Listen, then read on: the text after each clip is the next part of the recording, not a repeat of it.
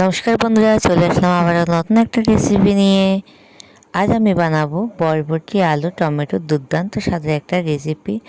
আর এই বরবটি এরকম একটা ভাজা যদি দুপুরের লাঞ্চে থাকে তাহলে আর কোনো কথাই হবে না। ছোট থেকে বড় সবাই কিন্তু এই রেসিপিটি খুবই পছন্দ করবে। এটি একটি খুবই মুখরোচক একটি খাবার, দুর্দান্ত লাগবে বন্ধুরা খেতে। অবশ্যই তোমরা এভাবে একবার ট্রাই করবে বাড়িতে, আর কেমন হয়েছে আমাকে কমেন্টে এসে বলবে। আমার নিত্য নতুন রেসিপি পেতে নতুন বন্ধুরা আমার চ্যানেলটি সাবস্ক্রাইব করে নোটিফিকেশান অল করে রাখবে, যেন সবার আগে তোমরা দেখতে পারো। আর আমার ভিডিও যদি তোমাদের ভালো লেগে থাকে অবশ্যই কমেন্টে বলে যাবে। বেশি ভালো লাগলে তোমাদের প্রিয়জনদের সাথে শেয়ার করবে। আর আমার চ্যানেলটি প্লিজ সাবস্ক্রাইব করবে আর একটি হাইপ করে দিবে। সকল বন্ধুকে অনুরোধ করবে একটা লাইক দিয়ে ভিডিওটা দেখা শুরু করবে। আমার চ্যানেলে নতুন বন্ধু যারা আছো অবশ্যই প্লিজ তোমরা চ্যানেলটি সাবস্ক্রাইব করবে। আর পুরনো বন্ধু সবাইকে অসংখ্য ধন্যবাদ আমাকে এতটা সাপোর্ট করার জন্য।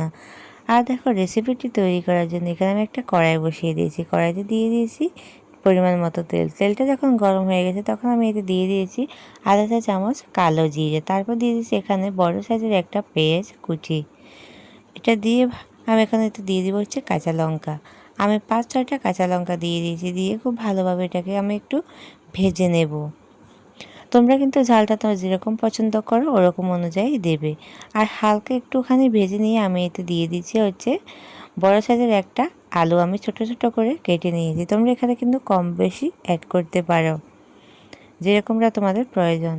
তারপর দেখো আমি আলুটা দিয়েও খুব ভালোভাবে একটুখানি ভেজে নিয়ে এখানে দিয়ে দিয়েছি আধা চা চামচ লবণ, আর দিয়ে দিয়েছি আধা চা চামচ হলুদ গুঁড়ো। দিয়ে আমি এটা আলুটাকে একটু ভালোভাবে একটু ভেজে নেব।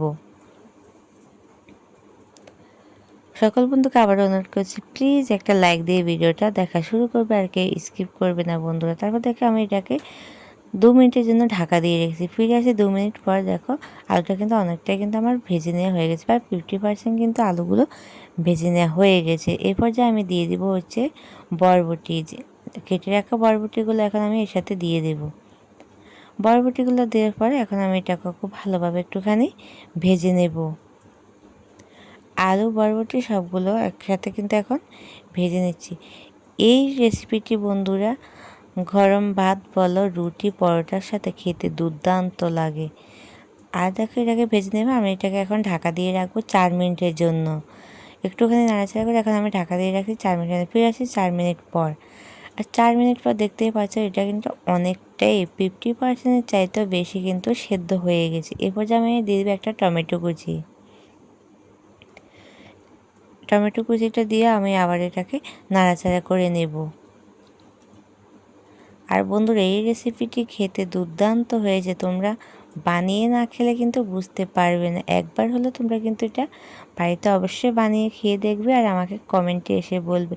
আর তোমাদের সুন্দর সুন্দর কমেন্টে বলে যাবে আমার রেসিপিগুলো তোমাদের কেমন লাগে। তোমাদের একটি কমেন্ট আমাদের কাছে অনেক মূল্যবান। আর দেখো এটা যখন হয়ে গেছে তখন আমি একটু নাড়াচাড়া করে এতে আমি দিয়ে দিয়েছি 2 চা চামচ পোস্ত। আর দিয়ে দিব অল্প পরিমাণে একটু চিনি। আমি একদম আধা চা চামচের চাইতেও কম পরিমাণে একটুখানি চিনি দিয়েছি। আর পোস্ত আর চিনিটা দিয়ে খুব ভালোভাবে এখন নাড়াচাড়া করে বন্ধু। এতে কিন্তু পোস্তটা এভাবে দিয়ে দেখবে খেতে দুর্দান্ত লাগে। আর পোস্তটা দিয়েও কিন্তু আমি খুব ভালোভাবে দেখতেই পাচ্ছ এরকমভাবে আমি নাড়াচাড়া করে নিচ্ছি। আর দেখো এরপরে কিন্তু আমার রান্নাটা পুরোপুরি এখন হয়ে এসেছে। আমি এটাকে 3 মিনিটের জন্য ঢাকা দিয়েছি। ফিরে এসে 3 মিনিট পর দেখতেই পাচ্ছ আমার রান্নাটা কিন্তু পুরোপুরি কমপ্লিট হয়ে গেছে।